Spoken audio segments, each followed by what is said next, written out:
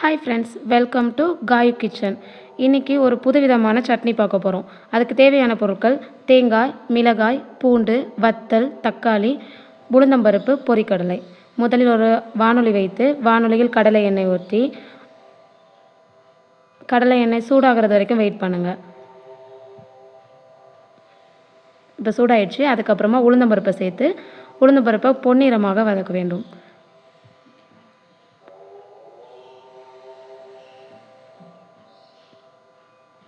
இப்போ பொன்னிறமாக வதக்கிட்டு இருக்கோம். வதக்கி முடிஞ்சதுக்கு அப்புறமா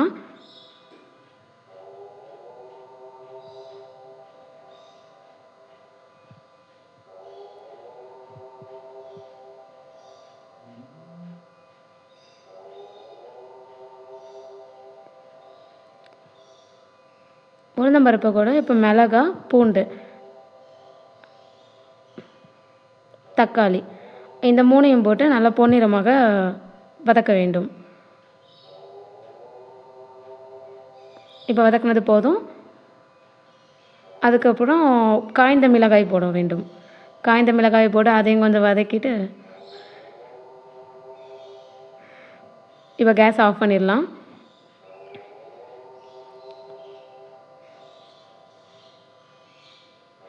மிக்ஸி ஜாரில் கொஞ்சம் தேங்காய், அது கூட நம்ம வதக்கி வச்சுருக்க பொருள் அவ்வளோத்தையும் சேர்த்து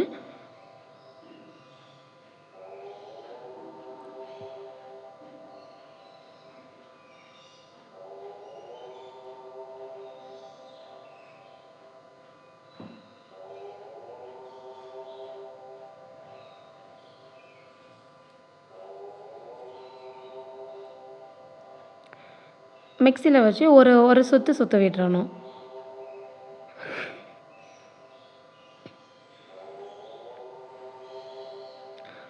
அதுக்கப்புறமா கொஞ்சம் பொரிக்கடலை சேர்த்து தேவையான அளவு உப்பு, அது கூட கொஞ்சம் தண்ணி ஊற்றி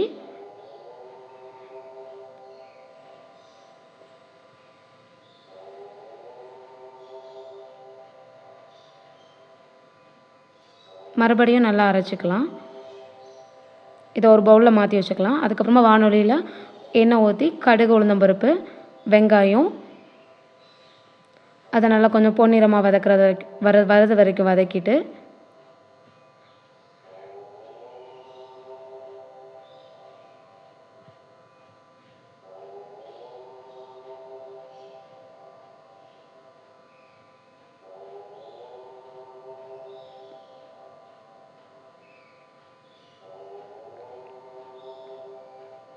கொஞ்சம் கருவேப்பிலை சேர்த்து அதையும் கொஞ்சம் வதக்கிட்டு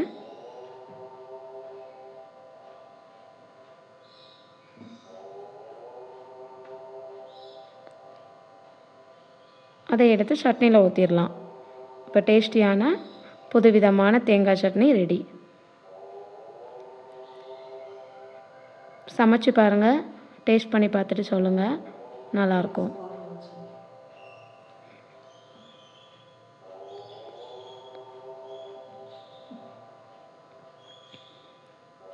இதுக்கப்புறமா நம்ம கோதுமை தோசை சுட போகிறோம். கோதுமை தோசைக்கு கோதுமை மாவு, உப்பு எல்லாம் கலந்து வச்சுட்டு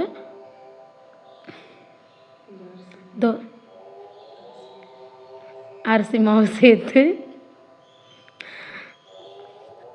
தோசை ஊற்றி எடுத்துக்கலாம். அது கூட இந்த சட்னியை வச்சு டேஸ்ட் பண்ணி பாருங்கள், எப்படி இருக்குன்னு பார்த்துட்டு கமெண்ட் பண்ணுங்கள். டேஸ்ட்டாக இருக்கும், டிஃப்ரெண்டான சட்னி. தேங்க்ஸ் ஃபார் வாட்சிங்.